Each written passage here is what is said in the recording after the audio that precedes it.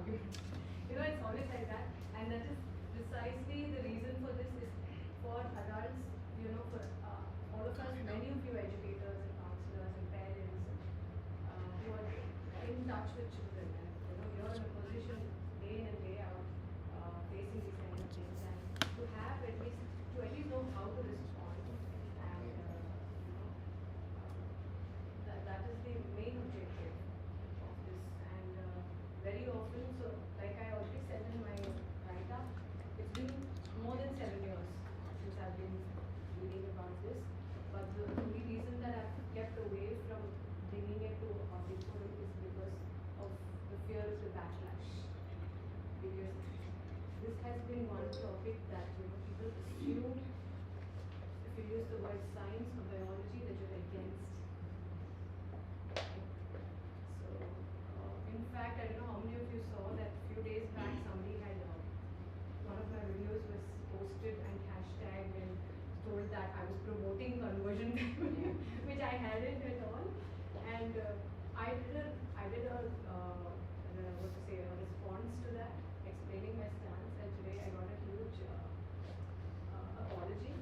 But the difference is, when the person decided to react, it was on a public forum on social media, but the apology came on WhatsApp. So that doesn't really make a difference, right? What is done is done. Spoken already, too early, assuming my position already. So I did this last year in Chennai, and the Chennai Book Club kind of gave. I told them that you might face a different first. They said it's okay. Let's see what happens. And I had a lot of humanities students, professors, and people from different backgrounds who came. Also from the community, LGBT, from the community. And I could see the body language when they were sitting there before I started, and it slowly changed towards the end, because the point is, we don't have to battle biology in order to achieve equality. We are actually doing the opposite when we do that, because the people who actually are against this community will use that later, saying, oh, you did this, that, because, right? So how can we acknowledge the differences and still work towards equality, right? So that is the point of also understanding these terminology. I don't know if I'm going to do it justice, because it's just everyday growing, right? Even I can't keep up with it. So and it's 1.5 hours is actually very less. So the topic's so vast. So I'm going to touch on a few things, and then I'm going to leave it open for you all to ask me questions. Actually, in the group I asked for, I didn't get any questions. So I just want to start with my survey results so far. Those of you who are okay. So the first question was, do you think there are more than 2 sexes? I got a 48% yes, and a 35.2% no, and a 16.8% others. Okay. And this biological sexes spectrum, again, nobody was dominating. Most of them have said, I don't know. This gender or social construct, everybody seems to be very positive that it is a social construct. And this was because of, I'm sure you all can tell, the psychologist, social construct theory by Simone de Beauvoir. He was the one who popularized this theory, and of course Judith Butler. Right? They are the ones who popularized gender as a social construct theory. So all of us, most people, 54% think it's a social construct. Are there more than 2 genders? Yes. So 65% think yes. Are gender roles a social construct? That is actually okay, because even if you'd asked me 2 years back, that's what I would have said. 74% have said yes. Should gender neutral parenting be the norm? 65% yes. Should children be allowed to transition? Equal number of yes and no, and others. And that is actually that area where my concern is. Have you heard of gender dysphoria? Most people haven't. Is there any difference between trans women and women who are born women? That everybody is clear, yes. 90% said yes.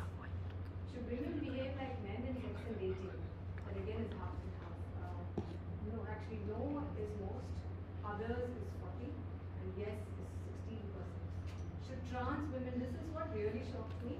Should trans women be allowed to compete in women's sports? And almost 50% people think yes. So far I have about 200 responses. I'm aiming for 500. From my 200 responses, this is what I got. So I thought all the more reason to cover this. Okay. Marsha and Menaka.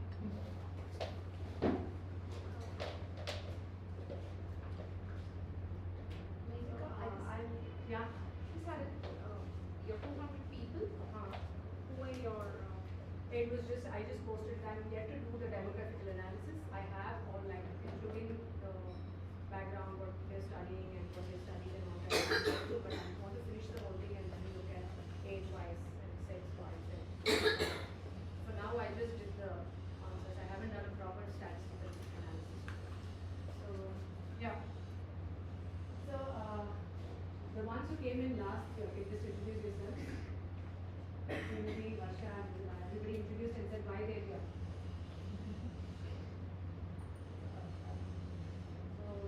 I'm Varsha. I'm studying in aerospace. I'm 11th grade, and I'm just here to just know an overall view about what people from different age groups think about like different genders today, and how like I also want to see how it's impacting like our like people of our age, because I see a lot of people, not people close to me, but in general, a lot of people very confused about what really they think they are and how much they're being influenced by media or people around them.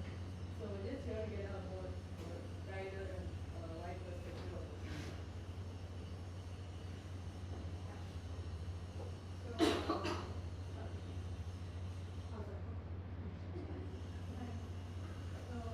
I'm Vibula. I'm a student in aerospace. I'm also in that state. I came to this talk because my ICT topic, which is a project that we do in our 8th level and 8th level, is related to this topic. My question is the effect of patriarchy on graduates. It's still very raw. I still have to work with it a lot.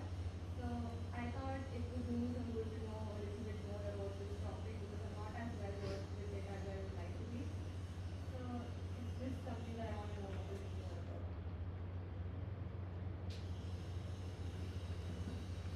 Hi, I'm Sridevi. I'm a women educator at the Menaka. I work with the Middle High School in Montessori now, hoping to continue and grow as an educator at the same principle. I'm just curious here to know more because one topic that has, like so many sides have been spoken about, and I really want like more clarity. Yeah, and you should be ready because the community has a lot of questions around this. She works specifically also in areas of sex education. How many were there? My daughter. Yeah. I am her daughter, and we've had a lot of conversations on all the topics that Amma researches about. So previously, the last thing she has done extensively is the silent hijack, which is about screen time and its effects. And I think talking and hearing about all the different perspectives and all the research and how it affects the people around us and our brain, I think it really gives me perspective.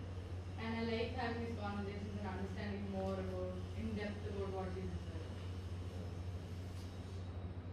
Okay, we start. Okay, really, like I wanted, there's a good mix of, there are children, there are parents, there are educators, there are counselors. I'm very happy that, because I can hear a lot of different perspectives. So the first thing that I'm going to talk about, like I did in the video, right? I was just going to say my aunt has introduced Oh, sorry. No, that's fine. Yeah, please. I'm Prabha Bhuteji. I'm visiting my niece. I live in California. I hear a lot of the stuff. I don't have kids, but my sister has grandkids. So they all talk about it. And then sometimes I was at the same lecture. My grandniece gave all of us. She started the very bottom rung because she said she had to bring people like me up to power. Because sometimes she shuts us off. How old is she? She's 21, graduating from USC this summer. But I mean, there's so much of it going on. It's like at every step we walk, there's something happening. So I called one of the kids and said, "What is this?" Sometimes they explain and sometimes they say, "Oh, please don't try." Because you have too many questions and you don't want to go into it. Some of them is boring, she said. Yes, I think I understood them also too much. Hi, I'm Subhashini, I'm a parent. I came here because of your last question. Women's spaces being occupied by trans women. It's kind of, biological women are entirely different, made up of different hormone biologically. And in sports and in spaces where women's spaces, I somehow not feeling that okay with that. And also, as a parent, I should be equipped with answering questions. My daughter's 12, so probably it's better for me to be equipped with the answers, or I can educate her more than the media and whatever that she does from. So, I mean, like, actually, never in million years I would have thought that I would be advocating for sex differences. Because I remember my professor. Hey, hi. I don't even see you. Hi everyone, my name is Sindhu. I'm Menaka's colleague and an educator as well. I've been a part of the previous session about silent hijack, and this is again another topic that intrigues me because I have my own perspective on it, but I'd like to hear from her research and from other enthusiasts like you all, and I'd like to be well informed about it, especially because of my role as an educator and a parent myself. So, yeah, sorry. Yeah. No, there's one. We started because the room was not full. But yeah, now it's full. Yeah, it's okay. No, I'm glad that you started on time. Like, I came late because I had a session that I had to go. And I'm Sridevi Bhaskaran. I'm working as a school counselor. And why I'm attending this session is because of my friend Shamana. She shared this. And this topic piqued my interest. You see, I have been working on different topics. This is something that I have never worked on before. So I'm open here for learning and knowing your perspective, what you think about it. So that's why I'm here. So, as a mother, as a young mother, so like I was saying, as a teenager or as a young woman, I definitely thought, we're all the same, and that typical rebel attitude. So when I had my own children, and I was a typical tomboy growing up, and I was a lot for that. I was called a tomboy in both the schools that I studied, and I was always around kids.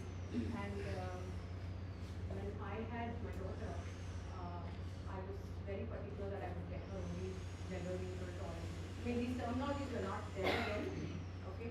But I bought her, those drill kits and all those kind of things typically. And she also had dolls and stuff, and she loved that stuff. So I was quite, okay. So, and then I had my son, and he had everything. Like, he had the trucks, he had the dolls, he had everything around. But he was very typically, of course, this is an anecdotal example, and I know it's not very scientific support this, but my journey into this, started then. When I saw that, the environment was the same, but I saw typical differences in these children. And then as a teacher, I started noticing this in the behaviors in the classrooms and everywhere. And I don't know if Sindhu was there then, but about 5-6 years back, for one of our sanghas in school, which is typically a very solemn, you sit with a candle, or we sit with a flower and then we discuss something. I did a sangha called the War on Boys. So where I had like these gory diagrams drawn by my little boys in my classrooms, and the heads cut off and blood and all that, and everybody is like, "Are you sure this is sangha?" Because it doesn't look like one. But the point was to bring to the consciousness that this was post a class I attended. I didn't have class that day, so I just happened to be sitting in a classroom and watching a session. So the teacher, it was high school, and the teacher had given some prompts to the class. And the children were writing. It was English. The children were writing about it. And the end of it, when the teacher asked the girls, the children, to read it out, it was all very emotional, very dark, very heavy, And I was also listening, I was like really impressed. And the teacher was also she said, so how come all of you have written like this? And one kid just said, that's because that's the only thing you appreciate.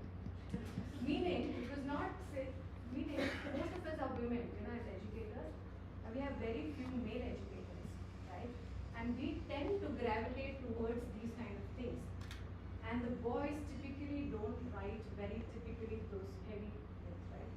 And I felt like there was no level playing ground. And when I took this to the Sangha, one of the other teachers mentioned that just the previous week in that class where every time a count was given, the girls used to write like 3 pages of focus, the boys would write half a page.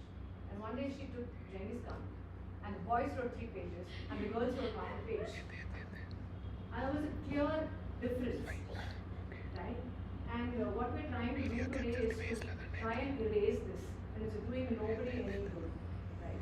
And also the thing is, the behavior of girls has become the golden standard in classrooms.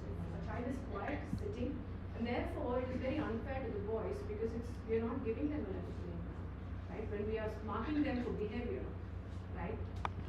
And obviously the boys would be doing poorer than the girls on an average, I'm saying, right? I mean, I would have probably done it badly in behavior when I was a kid, but I'm not the average. So I was a boyish girl. But, so, I mean, it started there for me, and then I started really getting into this, you see. And everywhere there were arguments about, like, I used to come for workout, and there was this woman who said, today I was working out with my husband, and he did more push-ups than me, and so. I'm like, isn't that obvious? And she was like, how can you say that being a doctor? I'm like, yeah, we are biologically so different. And today we're talking about gender neutral bathrooms, we're talking about trans women in women's sports and things like that. And I'm very surprised that 50% of the people who answered think that trans women should compete with women in women's sports. Right? How many of you here? I mean, now that I've told you, I don't know what this dance would be, but I was very surprised because I thought that would be one question. So, yeah. So we'll start with a very basic question. Like you said, we don't know these terms. They say there are so many sexes, there are so many genders. Gender is non-binary, sex is non-binary.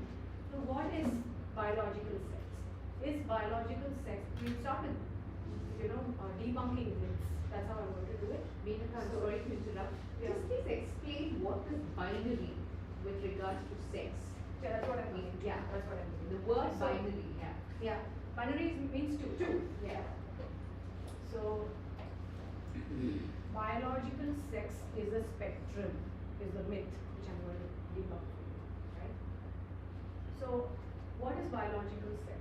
Biological sex is not determined by your chromosomes. Your chromosomes or your hormones or your behavior or even your genitalia or your reproductive organs. But biological sex depends upon what are the gametes you produce, the reproductive gametes that you produce. And there are 2 types of reproductive gametes, which are the sperms, the smaller ones, produced by the males, and the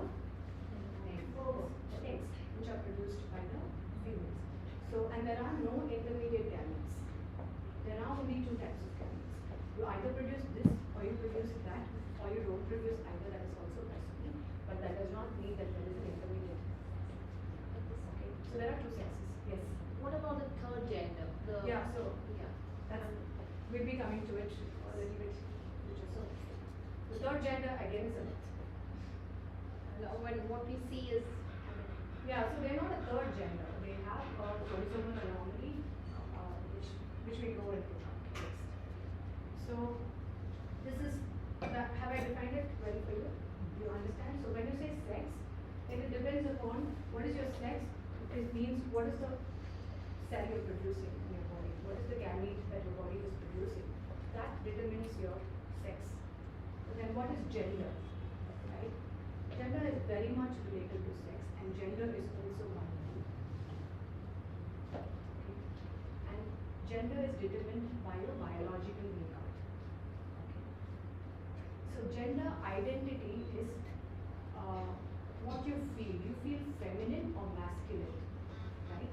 So how feminine or how masculine you feel will be your gender identity, and your gender expression would be dictated by societal norms. For example, if the gender expression typically of male is short hair, so depending on what clothes you wear, how your hairstyle is, and what are your mannerisms, these are the things that are determined, and those will be your gender expression. Clear? Any doubts? So, anybody wants to ask anything here?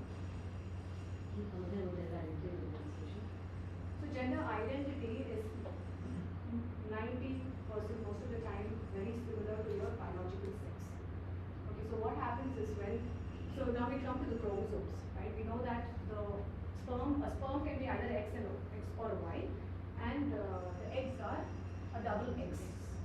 And depending upon whether it's a XX or a XY, it is a male or a female. Right? So what happens is when it is a male, when it's an X and a Y, around 7 weeks, this male fetus starts producing testosterone, which is what masculinizes the brain. Right? So depending upon how much testosterone you're producing, you will be a very masculine male, or a regular male, or a slightly effeminate male. Right? And the more effeminate you are, the more chances that you might be gay or homosexual. So it is actually very biological. Unlike what most people thought, till now, it was thought that homosexuality was a choice, that it can change, that people can be converted out of it. But that's not true. The fact is, what they found, there was this research that was done by this man called Menaka. He's a sexologist and a psychiatrist who researched and found that there were clear differences in the brains of homosexual males and males who were straight. And how did he find this?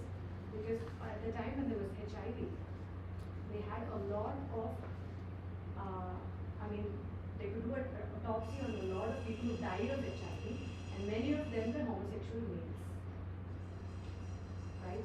And therefore, when they saw it, and they saw certain differences. So a homosexual male brain was very much similar to a straight female brain, and very different from a straight man. So which means actually they were right all along. They've been telling us that it's very innate for us, it's how we feel, right? So, but what has happened is, and then there was this conversion therapy, this is what I spoke about in the last video, those of you who didn't see it, I explained. There used to be this conversion therapy where, because they thought that they could change them, right? But once this was established, then we know that it is harmful, it is not effective, and it has been discredited, the conversion therapy. So what Ray Blanchard came up with is called the fraternal birth order effect, which means he also found that in a large percentage of these homosexual males, they were boys who were born as a third or fourth or fifth boy to the mother. So how did this happen? Because every time you conceive a male fetus, the mother's, and there are antigens that are produced by the Y chromosome, which the mother's system will form antibodies to. So the more number of boys that you keep having, the more antibodies you have to the male fetus.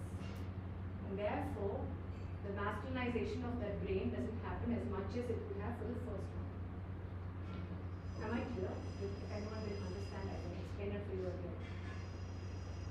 So they found that the more further down in the order, not to say that every fourth born boy or fifth born boy is going to be, or not to say that a firstborn can never be, but this was one of the big factors that was found. A very high percentage had this correlation that, it is related to. So this was very well established.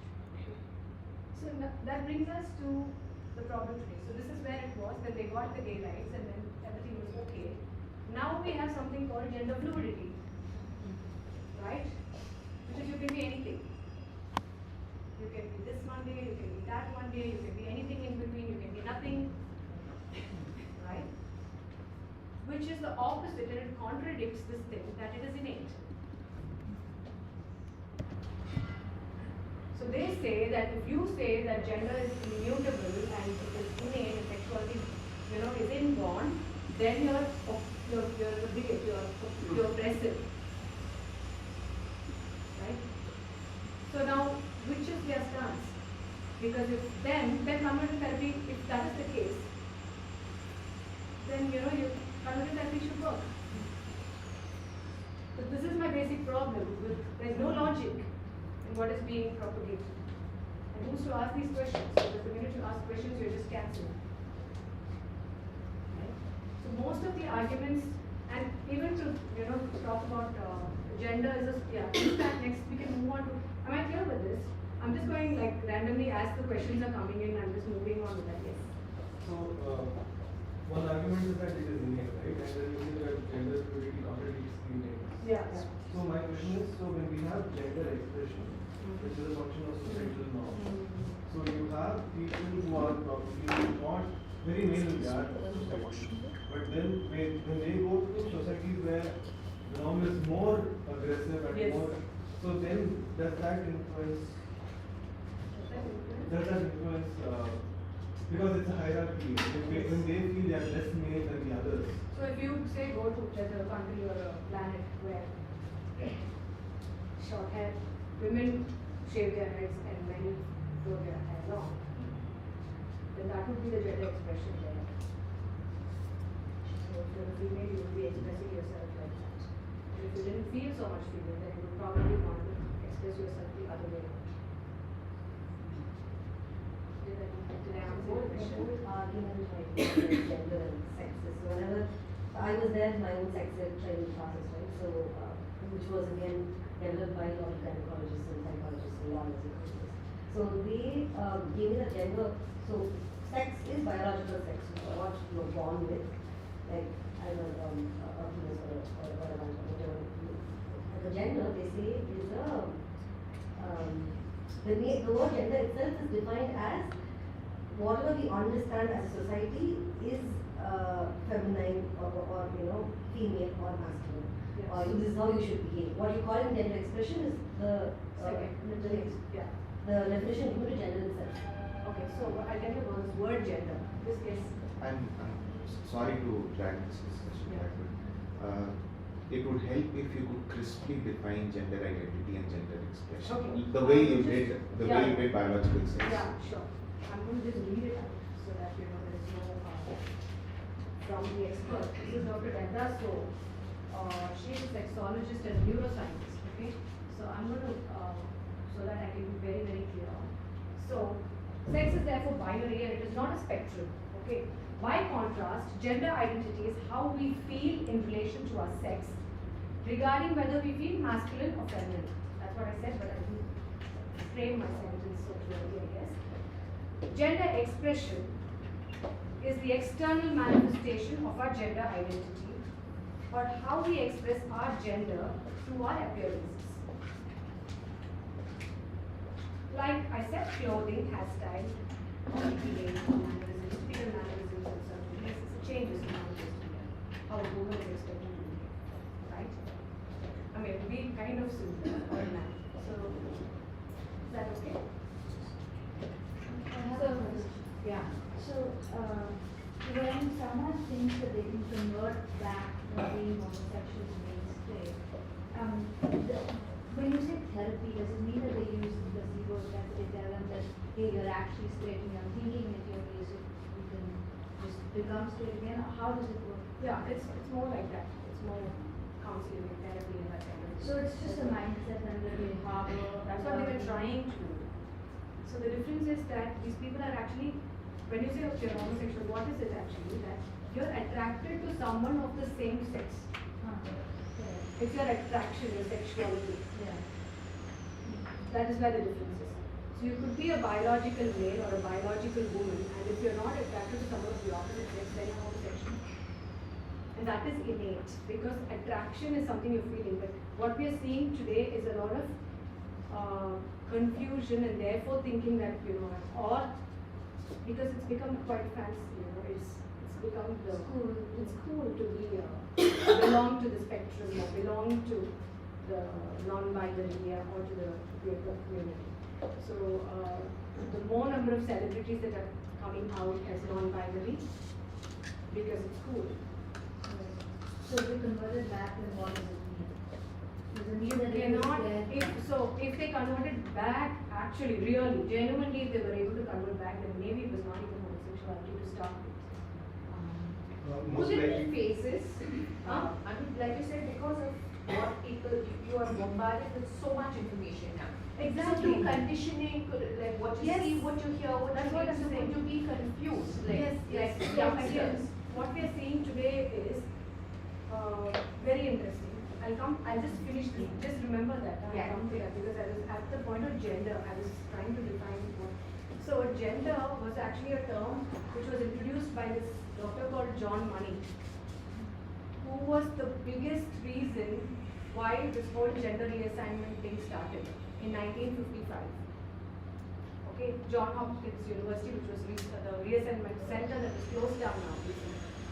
Okay, what he did was he introduced this term gender, and he started saying that it's only societal construct and you can change.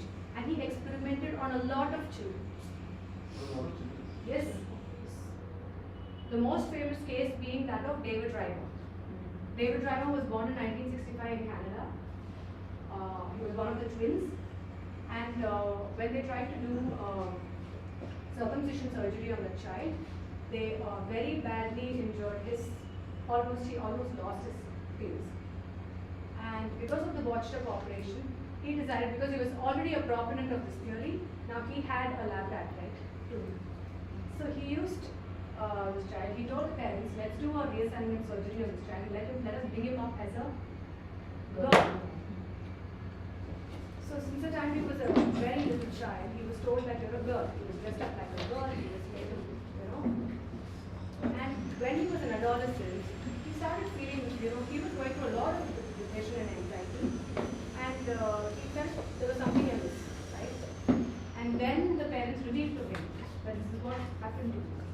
And he decided to go back to living as a boy.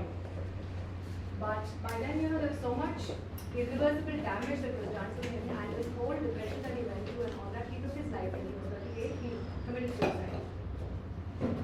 Okay, like that, and after which only the story came out of how many other children that this doctor normally done this to as an experiment, because he totally believed that it was possible. Right? And then when you go back and ask, when you went back and interviewed that little brother or friends or something, they found that he was really, like a clumsy girl. He was dressed in a frock, but he was behaving like a typical boy all through. So imagine the confusion for that child. Right? So this is the thing of gender. So actually, this was a term that was introduced much later. And like you said, now you can't say sex anymore. You're supposed to say sex is signed at birth, signed by the doctors. Like the doctors don't know what they're doing. Yeah. Menaka, I think your question is, you're thinking about cases where people who claim they were gay and then later on said they were straight. Yeah. So what I know about that Manickaraj. So I have a friend who's gay. So it's only anecdotal. Yeah, So he said that this can have, so most likely the person is bisexual, Bisexual, but more leaning towards the homosexuality. But under But social pressure, the person was able to revert back to heterosexual lifestyle, but they were on the close to being bisexual. So then it's possible. Yeah, so that depends on how masculinized the brand. It's, how much more on that side or nearer to the center. Or they were just experimenting because they were confused. That's what I Because remember. like back when I was growing up, it was very common for kids, younger Exactly. kids, to idolize the head girl or Yes. something like that. In today's world, people would put all sorts of Exactly. ideas into the younger children's heads to wonder if they're actually physically attracted to that head. Very, very true. This is an example that I always use when I'm explaining this to someone, that when we were in school, there were girls who were attracted to one of the teachers or one of the seniors, and it was a very brief phase, because not all girls school. It was a very brief phase, like that 6 months or a year, and then they go back to being themselves, and now they're married, they have kids, and they're fine with their sex and gender and whatever, right? But today, when that happens, not only are you thinking you're a homosexual, much worse, you think you're a boy stuck in a girl's body, which is why you're attracted to a girl. That's where the problem comes. Especially if you've been indoctrinated with certain religious things where they say that homosexuality is such a sin, then subconsciously you do not want to identify with that. You would rather, even the parents, they'd rather have a trans child than a homosexual child. So it could be this or this. It could be just a passing phase. It could be that you're actually homosexual, or it could be that, and in most cases it's the first one, in a very small percentage it's the second one, and almost never, like extremely tiny percentage where it's the third one. But the push is towards the third, which is where the problem is, and which is why we're talking about this today. Third one being? Trans. Because if you identify as a homosexual, you're not going to go and damage your body. You're not going to go and make any changes. You're still identifying as your biological sex. So you're not going to go and take puberty blockers or cross-sex hormones or going to do any kind of a surgery. Whereas, if you now think that I am a boy stuck in a girl's body, which is why I'm attracted to another girl, then I'm sure madam will agree that in California it's like the hot seat of all this, it's like everything possible is happening there. And what happens is the school keeps this a secret from the parents. The parents are not told. The child has a different identity in school, has a different name in school, and a different name at home. So they demonize the parents literally. Sometimes these kids bring a set of clothes in their school bag. They come to school and they change into the other sex. And in the evening, before mom comes, they change back. So sometimes the moms, the parents are totally... Yeah, they just kept out of it. And imagine who cares more about the child than the parent, right? So I've had an instance where one my friend's school called to counsel her and asked her to accept their daughter's preference to be a boy. Yeah.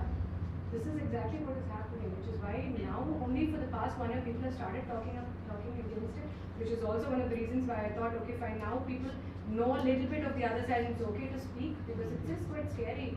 The minute you say anything, they assume that you're against. Yeah. So, the way you define biological sex, it's a categorical definition. If sperm, then male. So, people who subscribe to the view that sex is a spectrum, what is the definition that they subscribe to? They don't have a definition. You can be anything in between. You can be, what do you call it? You can be a rocket, you can be an alien, you can be a worm. And you have to call them that by their pronouns. Demigod and Yeah, all sorts of things, yeah. I do have that. It's very cumbersome to go through that list of demigod, this, that, so many things that I have a friend. I have a friend. She's been in Bangalore, very well settled. Suddenly, I noticed that she shifted off to Canada. I was like wondering. I mean, both husband and wife, they're very well career-wise in Bangalore, and suddenly they've shifted to. And then I just asked her about her daughter. She suddenly messages me that my daughter, she just named the girl and said she prefers to be called he or him. I mean, that was like it hit me. I mean, the pair, it's like, and Canada is very open like that. yeah. So suddenly the daughter has to be, now the pronoun she uses is, she calls him a son, like when she's messaging about him, my son. And suddenly the daughter has become a son, and the pronoun she uses is he. Looks like she's totally subscribed to that thing about changing the gender. I mean, for me that was the first experience of seeing it firsthand like that. It was probably a joke if my mother watched a video about a woman saying that my child prefers to be identified as a cat. And the vet wouldn't see. Today somebody posted it, Sam posted it on the group. And she wants to sue the vet because he couldn't see that child because he identifies as a cat. Can you imagine? No, I this is just real, wanted she's to- not yeah. joking. No, it's a serious video because she did a series of videos of that. Menaka, maybe you can answer that later for me. Like if a parent like that, what should she have done? Should she have accepted that as a him, or I mean that's what for So me. I'll That, give you this example now. I know this girl, this my friend of mine, very sensible, practical. I've Exactly. seen her, and Which suddenly is this. Why we But are very in liberal position person to as such. keep Yeah. ourselves informed, because anytime now it's coming to our homes and our schools. Yes. And I like to always preemptively address, because so many people who call me on this, do you really think in Coimbatore it's a problem? And I'm like, it's coming. Do you want it to come and hit you and then not know what to do, or do you want to think about it earlier? Right? I mean, literally, when I started thinking about the silent hijack I was 21, which means a long back.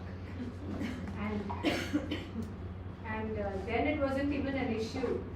We didn't even have Google. We didn't even have social media. We didn't even have. But I saw it coming.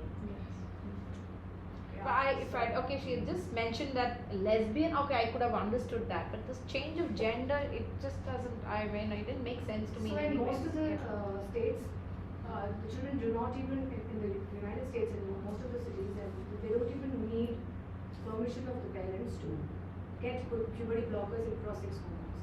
And these people who give these things claim that these are irreversible, it doesn't do any harm. But actually it makes them infertile. And not only does it affect the reproduction and the reproductive organs, it affects their brains. It affects their overall growth. Because sex hormones are not just your sexual organs. Sex hormones have a lot of other, functions. So by the time, I'm sure many of you have heard of this girl. There are lots who have gone through this, but this Chloe became very famous because Jordan Peterson interviewed her.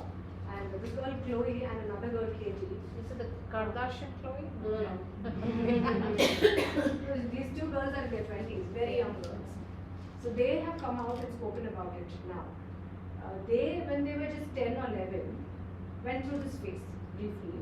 They went through this phase and they convinced their parents and all this, and this whole support system said, yeah, you are a boy. Put them through the whole range of things, including they had mastectomy, they had hysterectomies, puberty blockers, and these two girls are in their 20s now, and they regret their decision. They cannot go back. They cannot have a baby, they can never breastfeed. So what can a parent do? Like for instance, I was talking about my friend. The parents went through 5 years of hell when they initially did not understand and hence could not support. The child chose to cut herself and then the school had to counsel them. And then Yeah, the the child, school is counseling the parents, the school Yes. should be counseling the But child. there's no support there, right? That is what I'm so saying. Then after that, That's why we need whole the 5 counselors years here so that, because, sorry. No, I was just going to say, it took them 5 years to finally get to a point where the child has chosen a boy's name, chosen, I don't know for what reason, but that kid's pronouns are they, them, and not he, him, but a boy's name, and they feel like a boy. So, like, even that. Yeah, they feel like a boy. Yeah, so, like, I don't even know what my friend and her husband could have done So, yeah. to prevent or Very- help this child. So I think in one of the things I was telling that how, especially in Canada and some places, the practitioner, the healthcare practitioner, should not question a child who comes to them saying, I identify as trans. They are not supposed to even question it. If they do, if they just question it, they lose their job. Not only that, they can be imprisoned for 5 years. So either you lose your job and you get imprisoned, or you decide to not do this, you step out. And who takes that space? People who will affirm. It's called affirmative therapy, which means you don't question. So which other condition, medical condition, do you know where the doctor will just affirm? If somebody comes and tells me I have oral cancer, am I just going to say, okay, you have oral cancer, I'll treat you for it? Or will I check and make sure and investigate and do a biopsy and ensure? And then should I be doing the diagnosis, or should the child or the patient be giving me the diagnosis? Which other medical condition do you just The affirm? whole argument is that it's not a medical condition because it is not a Exactly. medical issue. And they say that the mental disorders should not be, taboo, But when it comes to gender dysphoria, mental disorder becomes a taboo. You cannot call it a mental disorder. Again, a contradiction. They are contradicting themselves. And we are not able to see it because, you need to really because there's just so much coming at you and with so much force, right, that you don't know. Like even this person, even in her apology when she wrote to me today on the thing, she was, like Sudhana pointed it out to me, that she was referring to the other side, which means she automatically assumes I'm on the other side. I'm not on the other side. Right, but so when you said that when a child even said I'm a he or him and I am a boy, then the parent should not have affirmed immediately. I agree with that. But it could be a very genuine case of. So I come to that. So which is why we need to go through therapeutic approaches. Yeah. Can you elaborate on this gender expression and the significance of it? You said it's about how feminine or masculine I feel within. Yeah. And I feel, is this like a takeoff from there? Like I'm a female sex, okay, but I don't feel feminine enough from within. That's what you call as the gender expression. Sorry, gender identity. Yeah. Gender identity. How masculine or feminine I feel from Yeah, within. exactly. And then I think this whole thing is stemming from there, where I don't feel feminine enough, although I've identified or I've been born with a female body, and hence I'm allowed to change. So we respect it and then we accept our differences, that not everybody has to be the Barbie girl carrying girl. She can be a tree climbing girl. It doesn't have to be. She can be a girl who has preferences towards things that boys do. I might wear a shirt and a pants and have short hair because it's comfortable. That's Exactly. Ask my mom. I was always in pants and shorts, and all my cousins used to think that I'll get married wearing jeans. They used to make fun of me. They'd be like, even on the Manavara, you'll be sitting in your jeans. But they were so surprised to see that I wanted to be dressed traditionally with my jada and everything for my wedding. So imagine, I keep telling my students this, the children who passed out with that class, I used to tell them, imagine if I was born 30, 40 years later, what would have happened to me? And if I, God forbid, in Canada or one of the metros, I would have just been told that you are a boy. And today, I wouldn't be the person who I am. I would have been a mess. Right? So I think we should talk more about gender identification and say it's alright for you to be a female with more masculine traits and be absolutely comfortable with it. Yeah. And it's very normal and it's completely okay. Yeah, exactly. Perhaps we should talk more about that so you don't have this confusion of, am I stuck in this body? The Yes, activists. that's exactly what you should be telling. I'll just elaborate on. I just hold on to that, but I'll just finish this. I was talking about which other medical condition, right? So there is something called body dysmorphia, right? Body dysphoria is different. Dysmorphia is where you feel like this part of my body doesn't. It's very neurological. It doesn't belong to me, or it could be anything. That this hand doesn't belong to me, and I need to get rid of it, right? It is a real condition. I'm just giving an example of. Now, if this person goes to a doctor and says, "Doctor, this hand doesn't belong to me," what do you think the doctor should do? Should he cut it off? Or should he counsel? Should he go through the routine of therapeutic, whatever is the norm, the protocol? Or should he cut off a normal functioning organ? But if a guy were to go in and say, "I am a woman stuck in a man's body," they will say, "Congratulations for having come out, let's now cut it off." Why is it that we're treating these two things differently? Right? How? There's also an argument that a lot of people who identify as trans are very comfortable with their bodies and do not want Exactly, most of them. They just want the society to accept them the way they are. They don't want to go through surgery. The problem today is we are seeing a lot of people going through surgery who actually didn't need it. There are a number of people who benefit from surgery in their adulthood who would make a life-changing difference for them if they actually have the genuine issue, which we will come to later, which we talk about intersex and other conditions. Yes? But what we are seeing today is something else. So I'll tell you this example of, this is just an example. This is not actual numbers. Okay, I'm just giving you an example. Say we had the incidence of breast cancer. We're talking about incidence of, just for an example. I'm not giving you the right numbers. I'm just say we were getting 50 to 60-year-old women had the highest incidence of breast cancer, and the data for the last 100 years is giving this. Okay, say this is what it is. And then suddenly, for the last 8 to 9 years, we have data that shows that the maximum incidence is in 14-year-old boys, breast cancer.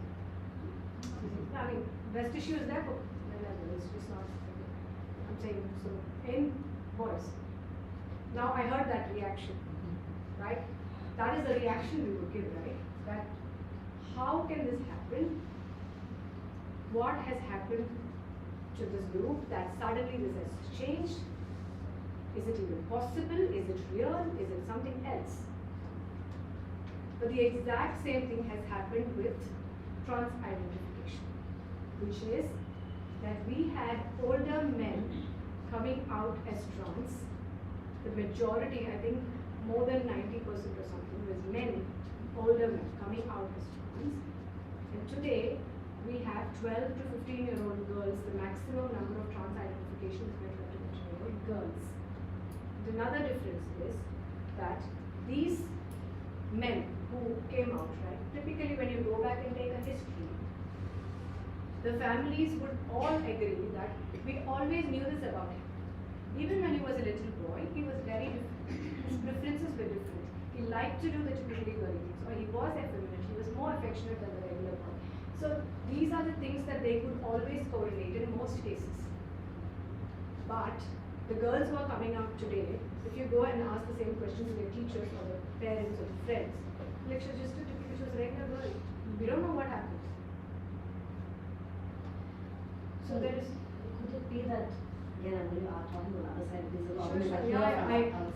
need that. Yeah, I was actually hoping for something to be like when I talk about child sexual abuse, doesn't matter. Not so many cases came back then, and now we hear so many more cases come out because they're more aware. Society has become more open. I have an answer to that. So this is an argument that they will place that maybe people are coming out because firstly that does not justify the difference in the age and the gender. It does not. But I'll come to that anyway. So your answer will be that there was a point when left-handed, people who were left-handed, it was like, not acceptable at all, right? And they were being too. And then it was proven by one of the studies that it's very normal and there's nothing wrong with them and blah blah blah. And after which it took, I forget the exact number, but it's, it took a very long time to show any statistically significant increase in the number of people who were okay being left-handed. It was becoming, but it takes, a certain amount of time. What we are seeing in this particular case is unprecedented. It's like nothing that we know can explain this kind of a thing other than the fact that it is a social contagion. Where these children are, one common thing is they have a lot of social media influence, and those children who are identifying usually have a gang where one identifies and within the next year there are 3 or 4 children who are also identifying, and they have a support group. When they go online and look, if you today go online and post as a 13 or 14-year-old and ask for help, you will get help from so many sites and people and groups telling you that it changed my life and you need to do it. Don't think twice. Don't tell your parents. What to tell your parents. What to tell, like word by word, how to convince people. That's how much brainwashing is happening online. In psychology, we would say like these phase now the children are undergoing this identification, gender identification. So that is why they will be searching their identity. So now the social norms are giving them different things. That's why they are coming up. If the social norms are not being so exposed to these kind of things, they will believe what was there. Exactly. That's very, very very true. Menaka, if you Google, so the other day my little fellow was Googling, he wanted to say, is it okay for a boy? He wanted to wear a ponytail. And he wanted to draw his hair. I said, is it okay for a boy? The first thing that came out is it okay for a boy to be gay? So he clicked it, but I was looking at it and he pressed it. So the next thing, like you rightly said, If I'm gay, what do I do? Who do I talk to? Oh my, then it says, oh, what will my parents say? So it's like an entire rabbit hole with very, very detailed instructions on everything. What started with a ponytail ended up being like Your my gay- worst nightmare. And then these are the people who are telling gender is a social construct. That is ponytail and thing is socially constructed. And they are the ones who also want to overdo it when you identify as it. And I don't understand this. Yeah. I'm just curious, what is driving this suddenly so much? Is it there's some kind of lobby, especially in the US, that they want to promote this as a lifestyle? Sometimes, especially in the US, I see in the media as if they want to promote it as a lifestyle. Is it something like that? They're becoming more and more politically correct and not speaking up. We can keep telling that free speech is, we are becoming more and more free, and it's the opposite. A joke that you could tell 10 years back, you no longer can today because people will look at you and say, oh my god. Half the TV shows are censored. Yeah. How language is censored, dialogues are censored, The movies, friends, the all Indian that. movies we grew up watching and the jokes that were there, we just love. Today if you put it, they'll be like, how the hell can you even talk like this? But what is driving this, basically? I mean- Activism. Huh? Activism. Activism. Yeah. Yeah. What do they gain by doing this? Huh? Oh, No, that's a who's big, gaining big from question. it? There are a lot of theories. I still haven't arrived at that. I don't have the answer to that. No, I mean, just think, is it some commerce, as she said, or corporates that benefit all also this? there. I think it's a mix of. I think Sudanan might be able to answer this part. Okay, what I think is, gays have been persecuted for such. I'm just going to stick with gays. They've been persecuted for such a long time on a religious basis. Now, finally, finally, when it's been accepted that it is. It's not social construct, it's biological. So then, it's like I got you moment. The rest of the moment. So now it's such a small movement. I mean, you don't have enough numbers to fight the religious bigots. So you want as many people in your camp as possible. So who's next? You get the trans people.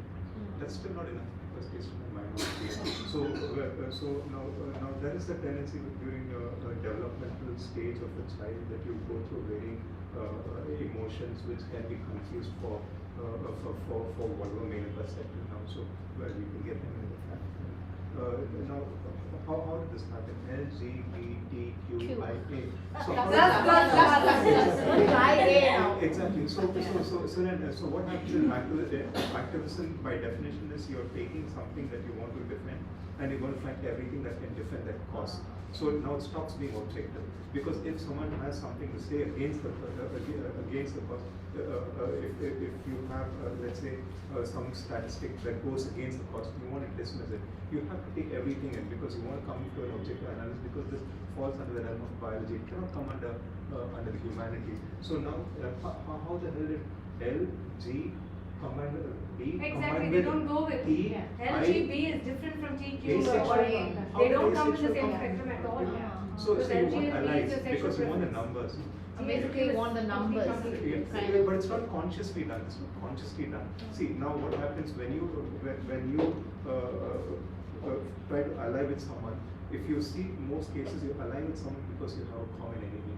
It's an evolutionary impulse that we have, because we spent most of our existence in the Paleolithic era as hunter-gatherers, and that is a time when you couldn't do nuance. Nuance didn't work. If you heard a rustle in the leaves, and if you stopped to see what it was, your lunch. If you see something that is coiled up and you stop to see what it was, you're going to get bitten. So that is why when you see a snake, even before you realize it's a snake, your back has already arched back because the amygdala has already processed that it's danger. So there are a lot of things that we're not conscious of. So that's where Freud was like, Sigmund Freud. I mean, he came up with the whole thing of subconscious and everything. So there's a lot we don't know about ourselves. I mean, this is documented. I'm just saying from a day-to-day functioning. I think I'll just rattle on if I keep going. What we consider as a very basic question, that if QIA, like you said, doesn't fall in either the gender or the sex part of it, then is there a whole third category or what? I didn't say that it doesn't. I'm saying that this is vastly different from this. It doesn't come in the same category. No, in the sense that gender is two and sex is female and male. Right? Gender is the male gap. That's the sex. So Gender is because of your sex and because of what you have, what do you feel like? Are you attracted to a man or are you attracted to a girl? Are you attracted, are you, you have a natural nurturing tendency? Trans and queer. Yeah, none of that, I know, but like, What? So LGB is basically who I'm attracted to. I'm a girl, I'm attracted to another girl or a boy or both. That is both sexual orientation. Whereas trans, queer or mixed sex or queer is basically they want to be like, I can choose whatever I want, whenever I want. You know, I don't want to commit to anything. You know, that's what is queer. Isn't that the same as being bisexual? Bisexual is different. These people can be non-binary or a-binary. What do you call it? Asexual. Asexual. Or pansexual. Pansexual is when they're attracted to both men, women, and trans. So these are sexual Yeah. orientation. What is queer? Queer is just you look queer, that's it. Basically, you don't want to commit to anything else, but you want to say I'm cool and I'm open. You call yourself different. But I think Even like the reason why they clubbed together. I mean, I'm not intending to make a joke of it, but it's come to that, you know, some parts of it has come to that because of their own making, you know. I mean, and this is why I say it's a disservice to the people who actually have a problem. That they're giving everybody an opportunity to laugh because they're saying, you know, my child is a cat and I want to take him to a vet. I mean, what can you do but laugh? Right? You can feel sorry for. On a parallel, right? Yeah. So my teen has anxiety one day, she has ADD one day. So how to come finish your homework? Yes. It's not that you don't have anxiety. No, but parents aren't allowed to react also nowadays. Because parents are not allowed to react, right? To what? To like now, suppose I Who says you're not allowed? No, I'm saying, okay, I react, I'm very reactive. I react a lot. But if you're politically But basically you're not allowed to, right? So because But you can go to school and say, oh, my mother is Yes. saying this, Yes. and then the school is the first to sit and support the child, saying, oh my God, and then call the parents and counsel them and say, don't do this to the child. How is that fair for the parent? As a parent, so if tomorrow Yeah. my child comes and says, okay, you know what, I think I'm a girl.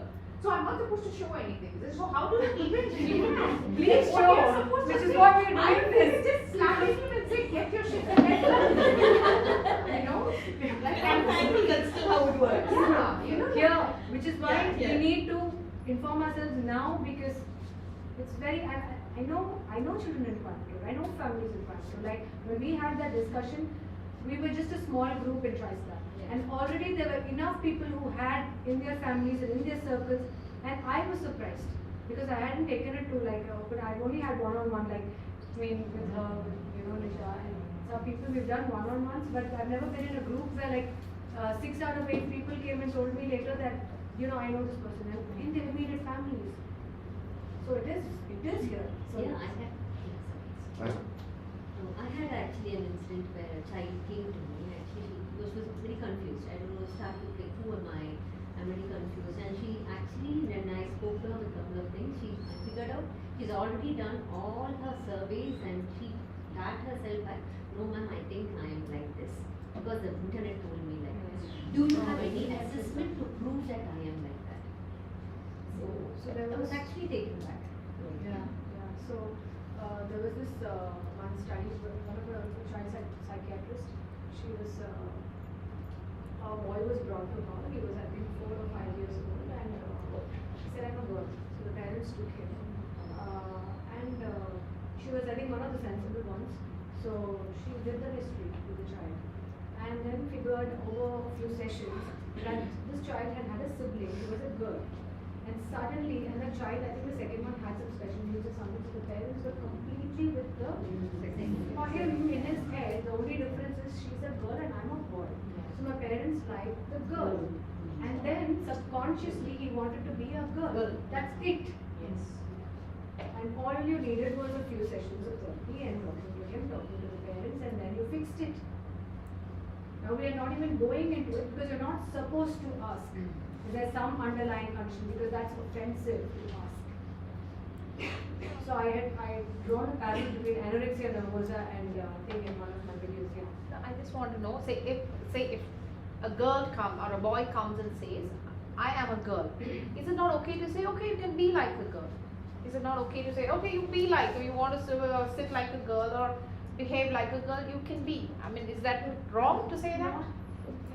Because instead of trying to fix, I mean, what is there if a boy behaves like a girl?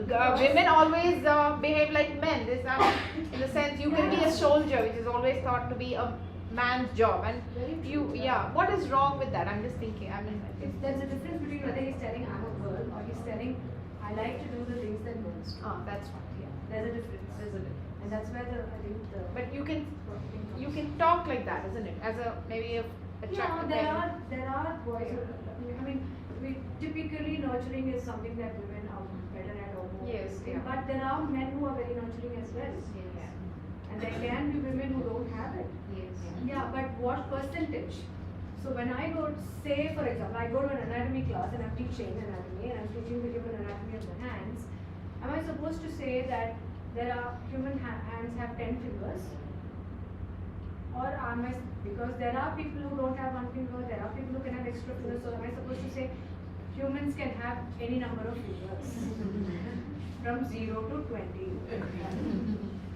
Is that how I should be teaching? So that's the difference. You're saying you're being empathetic and inclusive, but you're actually misguiding, you're misrepresenting. Because what is 99.9% is what we hold as a thing. And then we bring this under conditions that are, rare, or there's an anomaly, or there is something else to it. And we need to recognize that, not normalize it. We are not doing anyone a favor when we normalize it, because we are not addressing the actual issue there. Because what they found is, after what I was telling about the social contagion, I think we got interrupted there a bit. So there's this, yes, Tia, and then I think when Auntie asked about the fixing, I think when you say we fixed the problem, it was more like we prevented the child from undergoing surgery that would irreversibly affect. No, I didn't mean that. It's what is there if you behave like a girl? I mean, is that the thing is that's considered a taboo for boys to behave like girls, whereas a girl behaving like a boy seems to be okay. That is a. But that's my problem. It's like it's okay if a girl, if the boy would like to cook or play with dolls. I mean, just instead of you are a boy, but it's okay. You can be like a girl. I mean, what is there? And that's what I'm There's thinking. nothing wrong. There's nothing wrong. But what I'm saying And is that a way to deal with it? That's what I'm asking. it's very late, like I'm thinking of one particular child when I'm talking about this, and this is a child I've seen all along, right, from kindergarten, and the child is very athletic, and there was a time that I was very, very concerned, because I was also confused at that point. Typically what, but it hasn't changed. It hasn't changed. With the child.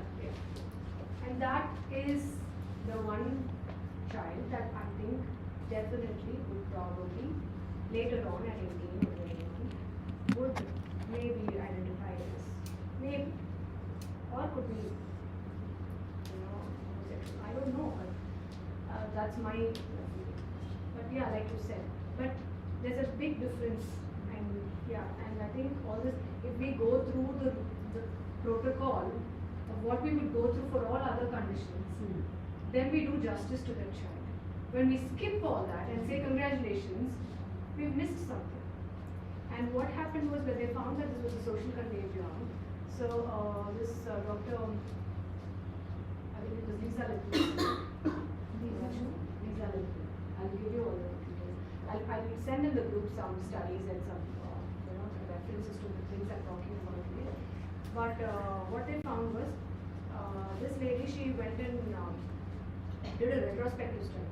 Spoke to a lot of thousands of families of parents whose children had transitioned and what they went through.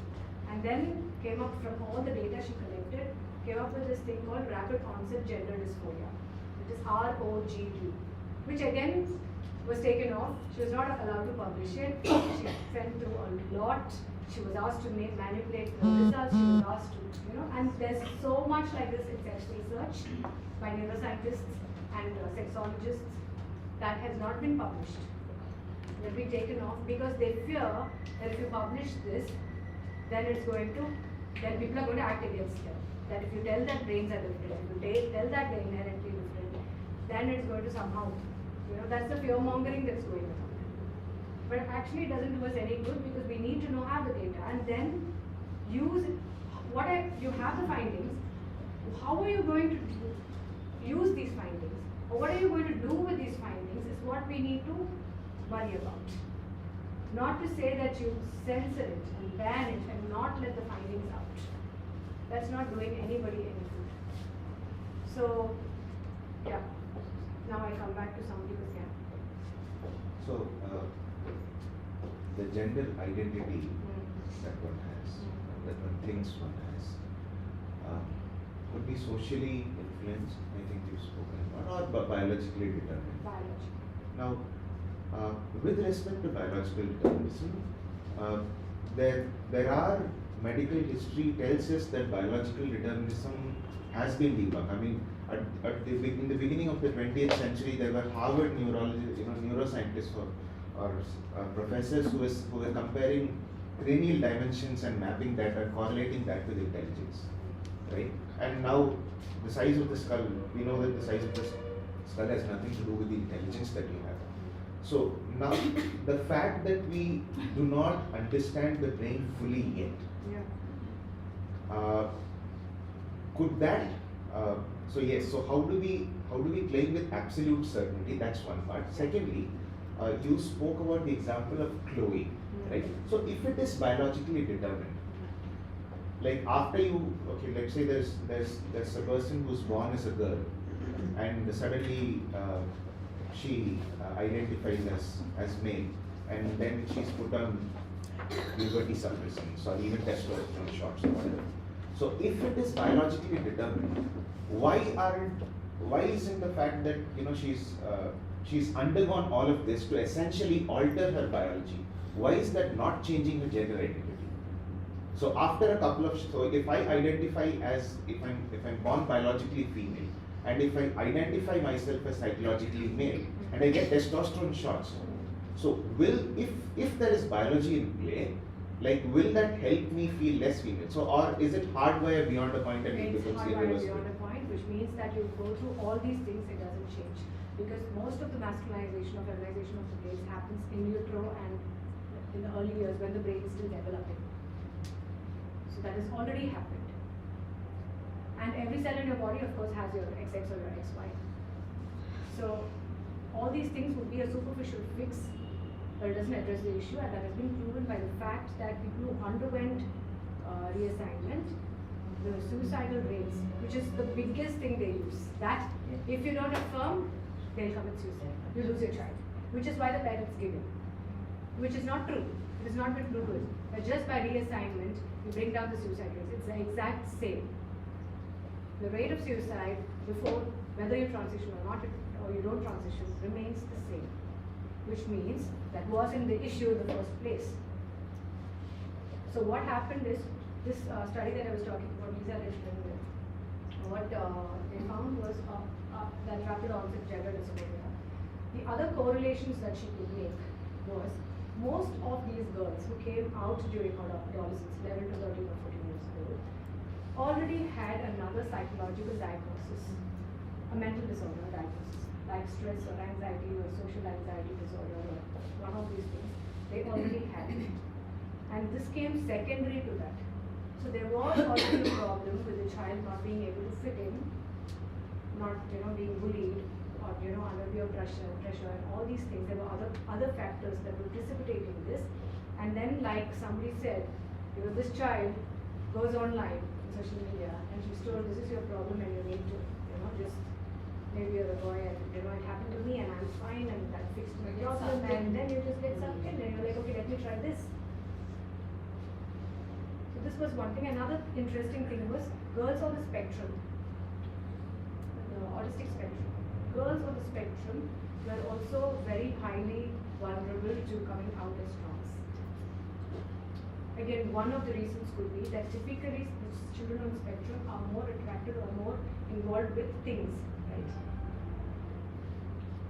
Which again is usually the difference between boys and girls. So the confusion. That I am not like all these other girls. I like these typical things, and then they couldn't be. And generally they also will have some other disability conditions. Right? So all these things, when she did her research, pointed to the fact that this is a social, very typical of a social contagion. And one of the case studies that I read was these two girls who came out as trans, and in their group, all the children, like 5 of them friends, they'd all come out within a matter of few months. Okay, so these girls, they went to their psychiatrist or therapist or whatever, and that person said, take them out of the school. I mean, take them out of this school for the summer, take them to their grandparents, take them far away from this group for some time, for 2 months. And these children went there. After 1 month being away from this gang, they were dating boys. And at the end of the holiday, they didn't want to come back to that school because now they'd be ostracized. How dare you? You know, they were scared because they would be bullied. And then they changed school and they went on to be, continue as girls. So there's like enough evidence pointing to the fact that this particular issue is probably, is very much possible that it is social contagion, most of it. Again, I do not discount the fact that there is a tiny percentage of children who will actually benefit, but that needs rigorous, the diagnostic procedure should be like, you should go through all of it before you just jump and decide and celebrate and come out and do all Do we these have a things. protocol for that? That is what we are allowing people to do their job. Because people like you and me, or who want to go by their conscience and who cannot do unethical, cannot stay in their jobs, because if they do that, they either lose their jobs or they get imprisoned. I'm not talking about here yet. But that's why the propaganda is getting. Is there a system in? Is there a system in place? Where here? No, like generally, like when you say when somebody comes to a medical practitioner saying, I could be trapped in this body. Is there a system in place for therapy, counseling? Is it all laid out? How easy or difficult is that? Very different in different places. Now, recently, for the past 1.5 years, people have been pushing for it, but till then, it was like just accept and affirm. I'm curious what the psychologists here would be doing. I'm just curious. Yeah. How many psychologists in the room? Like clinical psychologists? What? I just want to know what is their protocol. No, but even then, I'm sure you go to your meetings and because this is what I out of my curiosity over the last years I've attended a few just to see what's being told. And I know in Coimbatore there are influencers and these parenting experts who say that you should write books and clear books to children. These books that talk about, and there are so many Indian publications. I have a website. I'll send it to you. You'll be surprised. To be honest, I was like thinking for a long time that maybe we all have to be more pro trans and pro everything, because this community that was so shunned and taboo. People threw them on the streets, right? So somewhere we need to maybe we open out so much, and then so that they get a space is what I was thinking. But the day I started questioning this, a lot is when I'm sitting through one of these conferences where they're talking about gender, and there's this person, an activist, who's saying when a child is born, you cannot dress them up in a particular way. You cannot give them a particular name. Gender neutral. You should give them like a unisex name, and how to dress them up even when they're as young as 1.5 to 2 years old. Go leave them in a mall where there's all kinds of dresses and whatever they pick, you let them wear. And by the time they're like 13 or 14, let them decide. And I just heard that had a. Oh, I didn't bring that book. It was already once. Did any of you see that? This was it's not in. So, but then I did question one of the teenagers in my own community who is very pro gender affirmation and whatever. So I asked her, like, what do you think about this? She said, that's the worst thing you can do to a child. It's like forcing them to conform to something. I think they should be brought up as a girl or a boy, and then if they really fight that, and if they're really fighting it, and to give them the time and love and support they need, and if they really cannot get over that fight, then to be there for them as a community, and that is what I stand for, what I do. But she did argue that without any depression, nothing, there have been children who identified otherwise. And she is for they, them, and all of this. She says, I don't want to even try and understand these things. That's what makes people comfortable and give it to them is what is her argument. Yes. And what is the term used for this gender fluidity? What is it called these days? Gender fluidity is what it's called. Yeah, that's There are lots. So at pickup, like I mentioned, I have a 5-year-old. At pickup, there are a bunch of moms who are waiting outside, and one of them worked on a campaign with the queer community, and the mother was telling the rest of us that it's so important that we talk to our children about how to be sensitive, and we're 5. And I don't know what to say because I don't want to come off as a homophobe or whatever the word might be for all the extensions now. But they're 5. Why do we need to talk to our kids about anything like this? Yeah, exactly. Because Right? again, like she But said, then there's I'm just identity. scared to say anything there. Yeah, there's an Because that is going to give them politically this incorrect. whole spectrum of things to choose from, right? Actually, that It's like starts in only the candy when store. they are in 14, 13 years old. Yeah. Actually, when they are adolescent. Till then, they will not have that confusion. Only in the age of 13 to 14, they will start identifying, they'll ask themselves, who am I? Who am I? And when the society is exposing them to different genders, no, now Like they want to my choose daughter it. told me. We never thought of this You when have we were all 14 this and and 15. then only if you try all this, Now we then you know know what you want. I'm like, that's what she told me. Oh, what is this? Oh, so all this is there. Unless and until you've like tried all this, you won't know. Yeah, but that was because we've had that conversation at home that she had that outlook. But another child would look at this person as the expert, right? But there were so many. So I was trained by a particular NGO that works in sex education, right? So this NGO was built by 2 gynecologists, and it has a lot of therapists and psychiatrists and doctors, like run hospitals.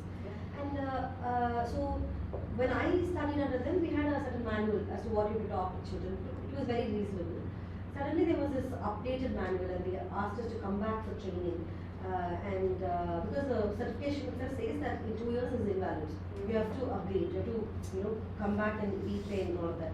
So in that they insisted that in a grade 1 classroom I have to talk about if you ever feel like being a boy or a girl or whoever you are, it's all right. And in certain terms you have to bring that even in a grade 1 classroom. So that day I decided I would not work with the NGOs. Under their banner I stopped working. So I took remember all us this- having that conversation. yeah. So now I'm a journalism major and art student, and I did whatever research I could, and I'm a good teacher. So I'm taking this subject to children, right? But I'm questioning myself so much because all these doctors with run hospitals and of great degrees are subscribing to it. John William was a doctor. I mean, there are Parents have that question that shouldn't I be more open to that perspective as well? At this moment, what I am thinking is like after getting all the input from here, I feel like we should really go and spread awareness in adolescents, telling them exactly what they are going through. We have to psychoeducate them, and they have. And also this thing of boys and girls are the same. Actually, hormones are completely different. How we respond to a physical relationship or a romantic relationship is different. And if girls want to behave like boys, that's why I asked that question in my survey. It's not the same. I have a question. But how certain are we on this? So imagine the whole LGBTQ issue did not exist. Okay. So so is the causal chain between the chromosomes I have and the games I like, is that clear? Why is it? I mean, the fundamental question is yes. Why is it that our even social behavior is shaped by our biology? Yeah, I'll tell you. So there are enough studies. Okay, like for example, monkeys are not socialized. They're not. The social construction is not there, right? But monkeys, they have not been told that you're a boy, so you should be like this, right? So there was a study done on monkeys where they were allowed to be with different kinds of toys, dolls, babies, and wheeled things and trucks. And all the male monkeys were playing with the wheeled things and the trucks, and all the female monkeys were playing with the dolls. And they were literally holding. And when the dolls were given to the boys, I mean the male, they ripped it apart and they were throwing it, and it was not handled like that by the females. So what socializing happened there, or what social construct was happening there, that you saw that difference? Actually, Ma'am, you're expressing an observational generalization. So how does a male of a species behave versus in contrast yeah. to how a female of the species Yeah, behave? yeah. Fine. But what I'm trying to ask is what explains that observational The generalization? hormone, I was telling you about the testosterone exposure during the prenatal time, right? The testosterone, which from the 7 weeks of the fetal development, there is hormonal exposure. And again, the hormonal exposure is not the same for all male babies. And depending upon how much testosterone that male baby is exposed to, you can actually predict how masculine or how boyish that child is going to be. And this was a study done by a neonatologist, I think in Australia. I will tell you that study extensively. From 2 days of age, So we have this study in psychology this year in Thailand. yeah, And the aim of the study was to see whether preferences in toys and monkeys are backed by social factors. And it was actually found that while the male monkeys chose to play with wheel toys, which was basically cars and preferably what toys boys play with, but when it came to the female monkeys, there was no actual difference. They played with both the wheel toys and the plush toys. So that way there was no difference. there is still a difference, right? The male played more with that. Correct, but the female showed no difference. I understand this because the study that I read was, again, I doubt that there will be some manipulation to fit into, I don't know. Let's go into it, because when I presented this in Chennai, there was a PhD scholar on gender studies. And there were a lot of people who've been doing gender studies. At the end of it, what they told me was, we didn't even know about any of this. We were never presented this literature. We didn't know of these schools of thought at all. We have Google. You please try Googling, you will not find any of the stuff I told you now. Go now and Google, you will not find any of the stuff I told you now. Go to ChatGPT and ask. ChatGPT will be politically correct. Because I've done it and I've taken screenshots and kept. Even ChatGPT is not committing to anything. It could be like this, it could be like that. These are very, very politically correct. Because again, it's humans that's feeding what is going there, right? I think last week Google Gemini got into big problem with this kind of answering, politically correct answering, or ideologically based answering, and Google I think had to call up Elon Musk and talk and tell them that the algorithms are like this and we're going to do this and that sort of thing. So Yeah, so actually what you find is very skewed. You will not, unless and until you know where to look and you know which author and which study, you will not find it. Menaka, Which is why I'm doing this here. You're a Because counselor. I know all of you are, yeah. No, the counselor there, she Yeah. said this should be addressed after 14 or 15 years of age. But as a school, I want to know, should we go and talk to them about identity, or when it comes up, then you are, address it? You be, I mean, the why children do- are exposed to it already. So giving them a very See, I'm from objective- Tirupur. That's what. Should I rake it up in the school or just wait for any? We can have, see what I did was, I had just a critical thinking class. I have not critical thinking class. And I brought a lot of topics. And one of it was this. So it was a debate. I wasn't saying anything. But we saw what was coming and then we kind of, there was a lot of, What about like trans people who say, oh, but I've felt this since the age of like 4 and 5, and like I've come across these, autobiographies where they say. so they are probably the ones who actually needed that transition.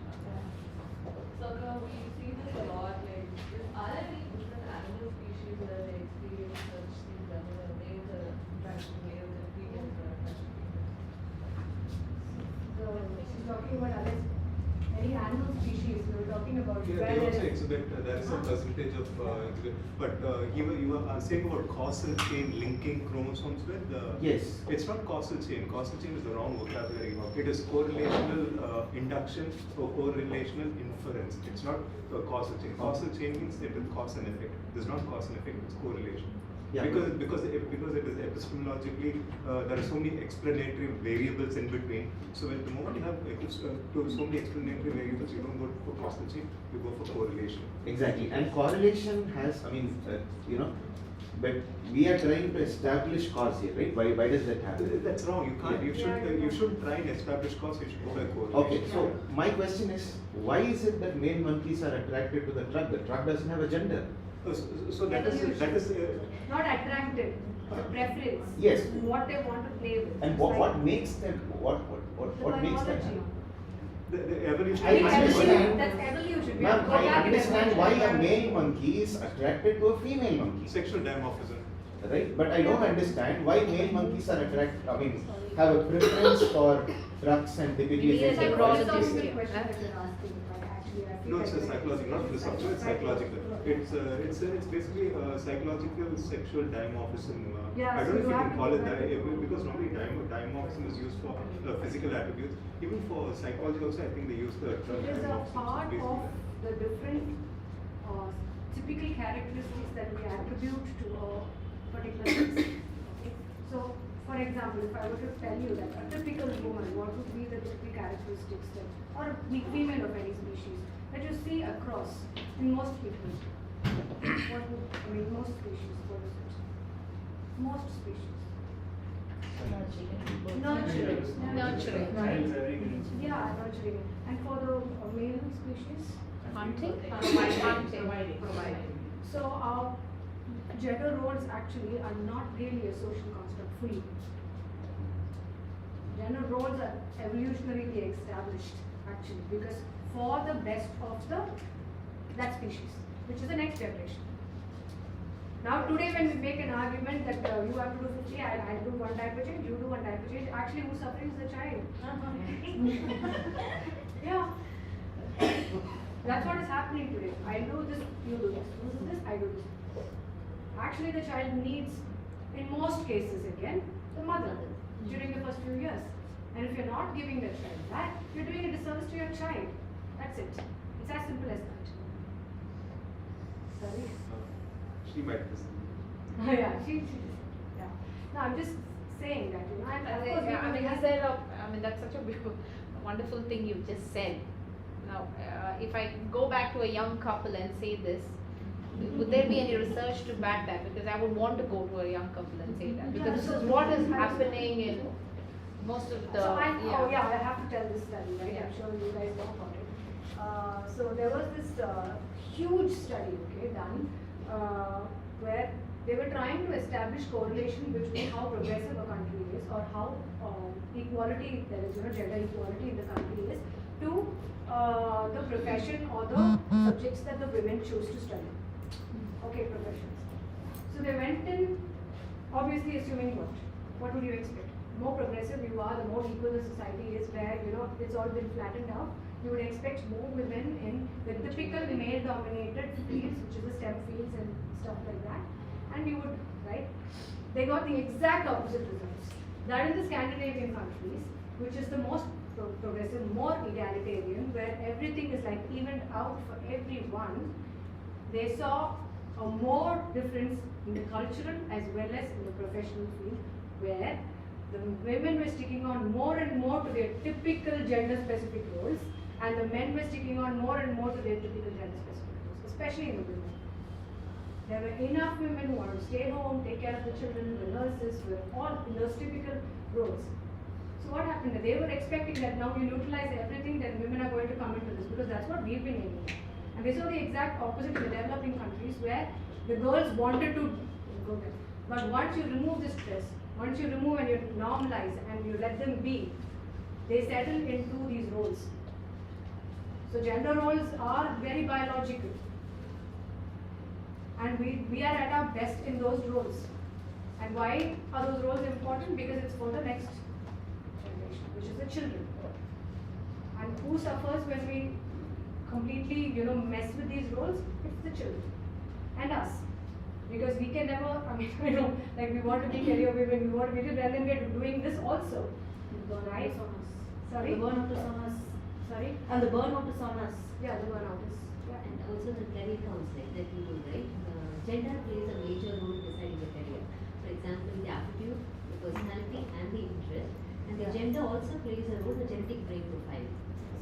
pre-profile we do the career counseling. In that, gender plays a major role, where, as you said, well, the brain is wired in such a way when a female brain is given the career, which is very feminine, typical feminine, they will be good at it.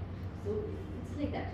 So basically, actually happy or doing what you're naturally inclined to do, and very often in the name of progress we are trying to push ourselves into roles that we are not very happy from inside doing. Not for everyone. There is a small percentage who will be different. Right? But we're talking about the larger number, the majority. So Menaka was. Were you asking how the monkeys could differentiate between toys? One which were, you're thinking, both are toys, so why did they pick one toy? Is that Yes. your question? Because the How did the gender influence toy selection? That's my question. I think maybe I got your question, but the dolls, they look like miniature of a baby. That's something that needs Human nurturing. babies, yeah. Whereas the trucks and toys, they look like things that can be manipulated with like sticks. So that is how they were able to identify. If that answers your question. yeah, and there's also enough research to show even at 2 days old, they have done enough research on newborn babies. The amount of time they spend looking at the fan versus a human face. The female babies spend more time looking at a human face, whereas the male babies spend more time looking at the fan. I can vouch for this. This was and this man was like, he works in a center which is like, I think they see like thousands and thousands, and then he has a setup where at a few months old he lets the baby crawl into that room, and they have cameras, and there's all these toys kept, and you see these babies crawl, the girls crawling, most of them, towards the dolls and picking them up, and the boys crawling to the trucks and these things. So there's absolutely no doubt that they are different. They did the same thing with human babies, and they saw that Why while human babies are not human? getting while the monkey behavior, the human babies, the behavior. Yeah. Okay. So maybe the statistical number was lesser. So I'll send you the study. Yeah. Because this was quite So then I think the monkey females didn't show us separate things like all. Yeah. The female humans showed. Because the whole point of the study was to see the effect of socialization. But I'm talking about 2-month-old baby. Yeah, no, this is information. And also, he was in a position, because he was a neonatologist, in a position to think from prenatal. So he had data about the prenatal exposure to testosterone as well. How much? And then he could correlate it post, after the delivery to how much masculine and how much more male traits that baby had. So, But I think a lot of gray area also comes, when you're trying to be right.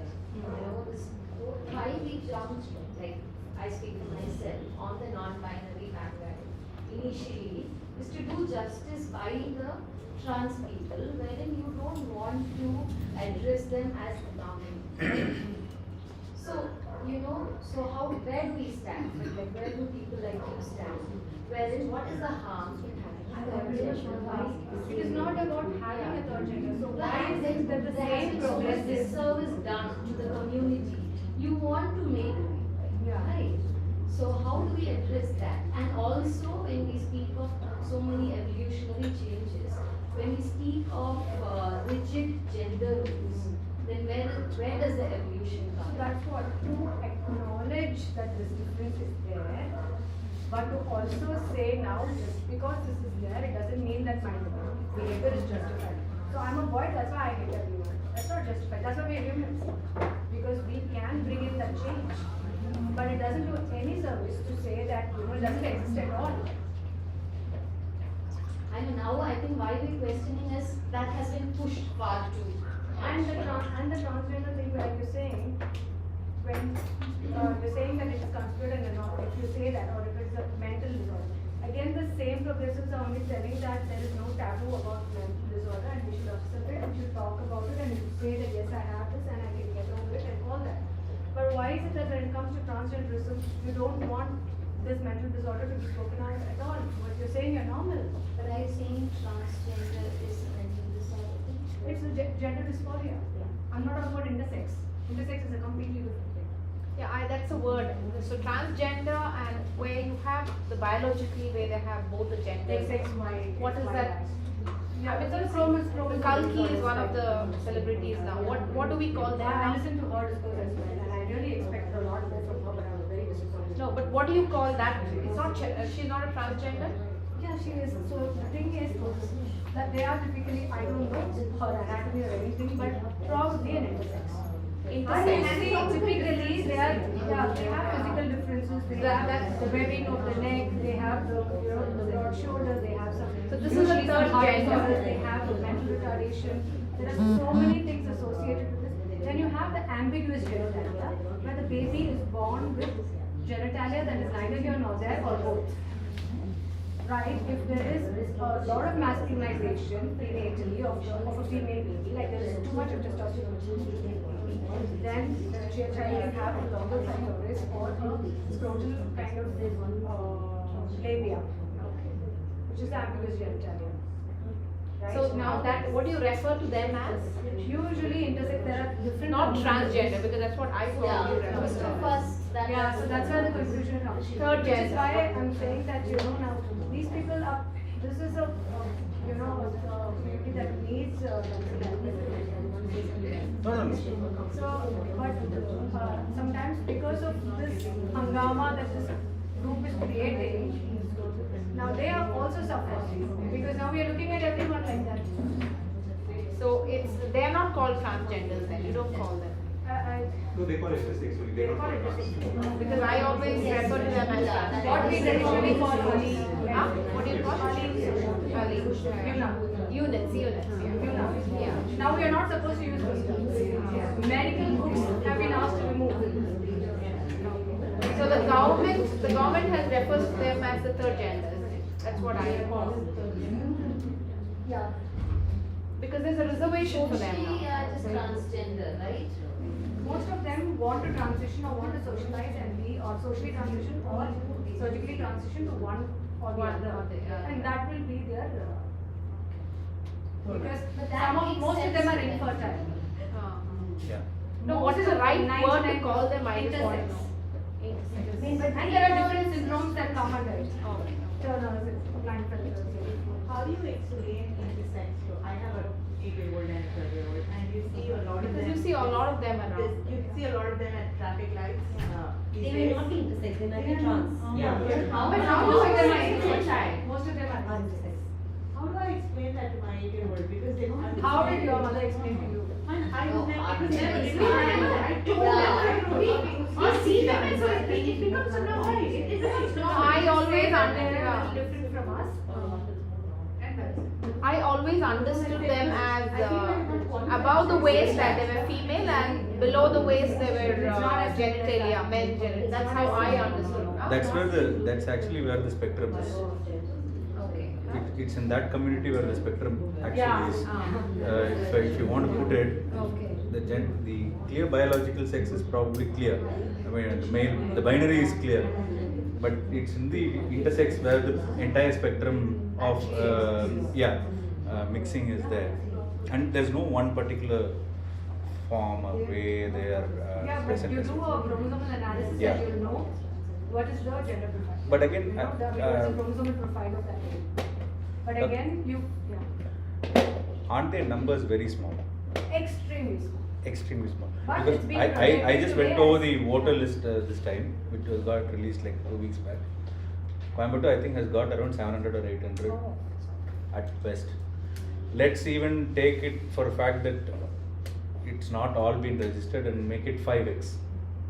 5x of the number that has been registered in the voting list, or maybe even 10x. We're talking about 7,000 people out of a city of around 30 lakh people.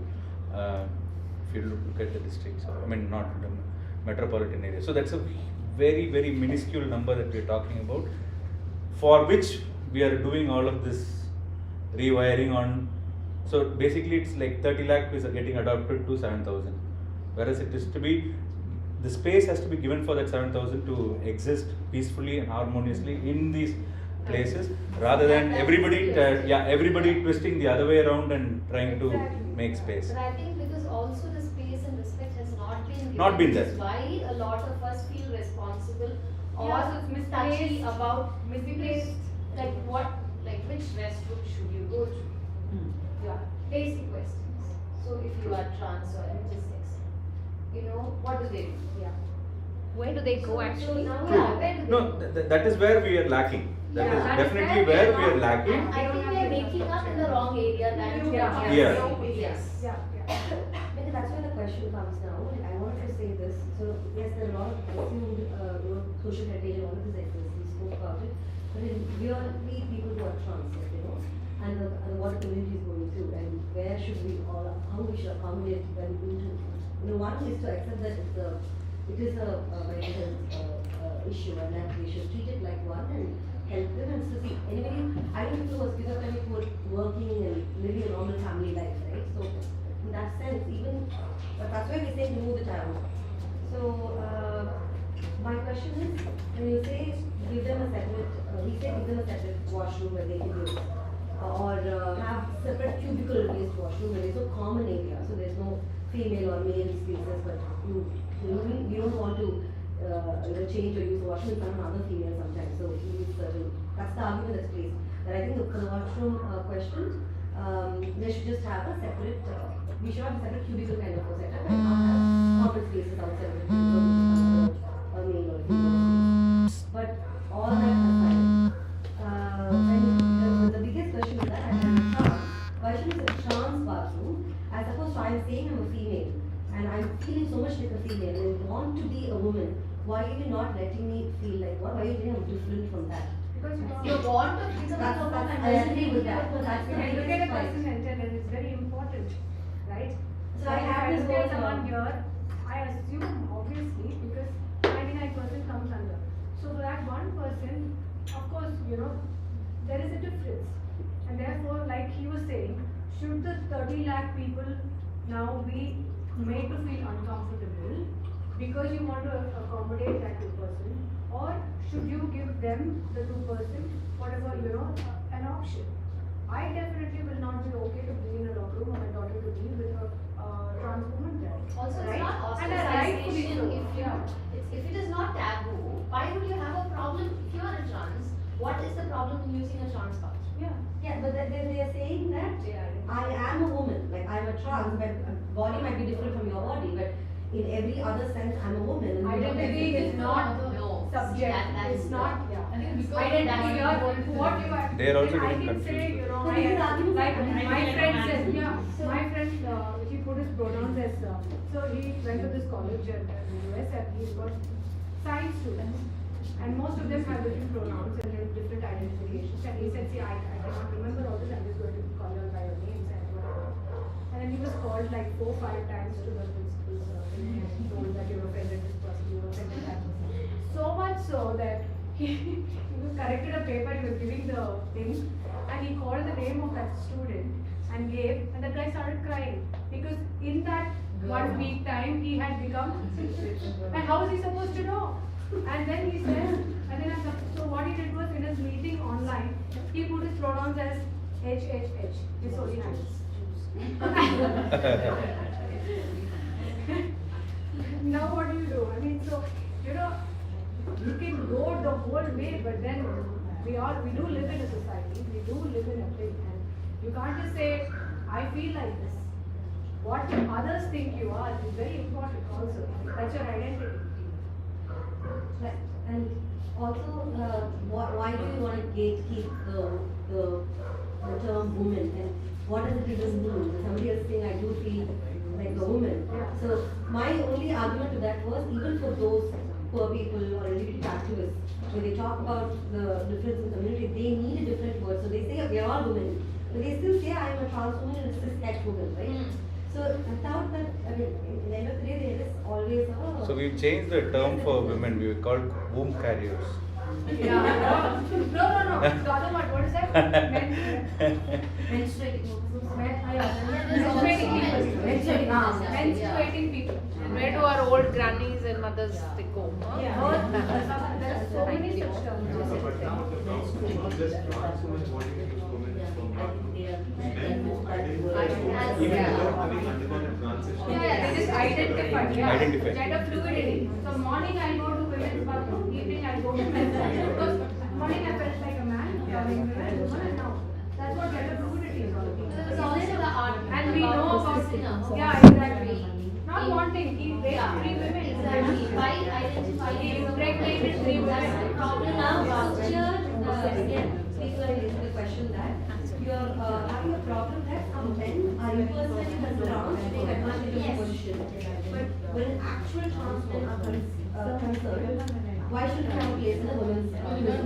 Because really somebody who's gone through it, who is actually trans, like not a person being intersex or trans person who's Yeah, where do they go? Which Yeah, exactly. I don't think we have.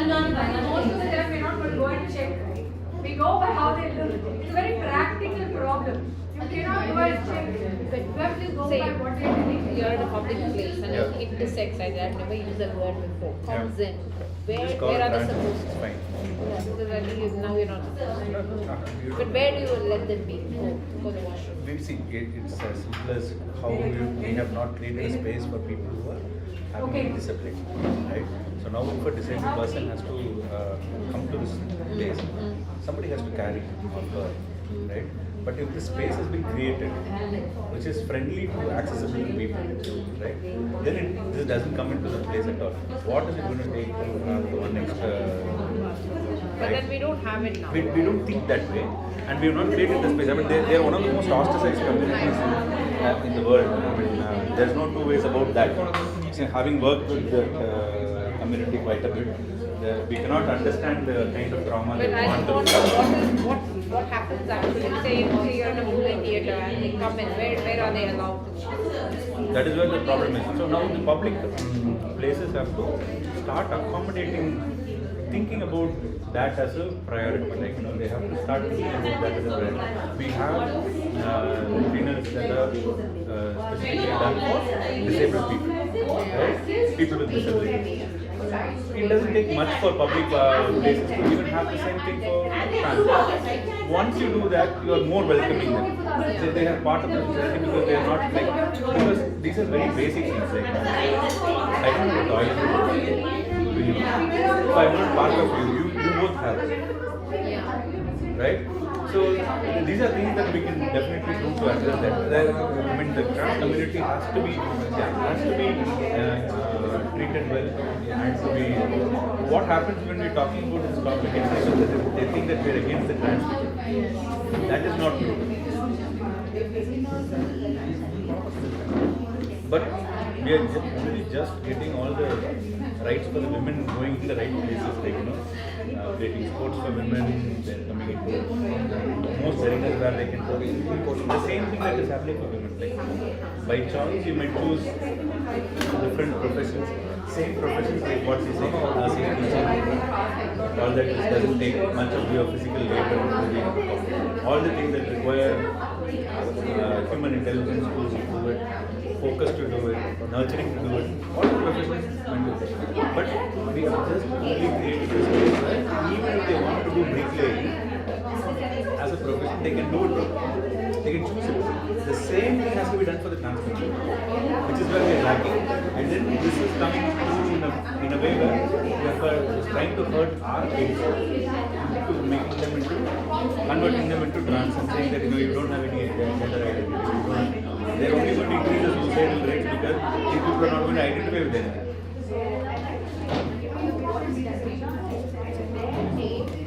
And I think personally, it also comes from the fact that white America doesn't have an identity right now. Earlier, there was much of existing, but now the religious nuns are single group in America. No identity. They don't have I think you go by other than being progressive and liberal. So that's how liberalism works. Everybody has got their own taste, right? So without getting them attached to something, their core identity has been removed. So now these people have all of these things where their mind is going.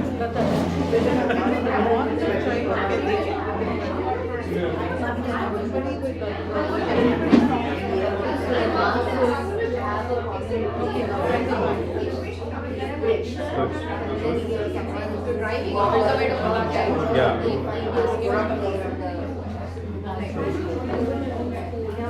The video that I shared on the group today morning, I think I shared a video on the group.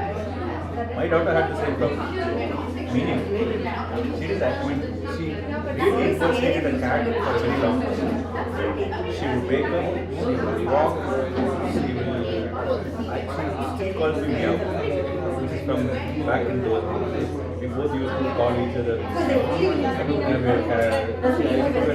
cats, and for her, only we three of us are in the cat family. One in our family itself is excluded because she thinks that my son doesn't fit into that cat family. Okay, all of that is there, but that's not a gender. I mean, we said that it's a gender identity. She grew out of it in 6 months' time or 1 year's time. Now I showed her this video and she admitted. You remember I used to call you meow? Yeah. It's just that I didn't tell you that this is a gender thing. Okay? You have crossed that and you moved on and you're a normal person like any other person. And remember the next time you tell you that this is a social construction.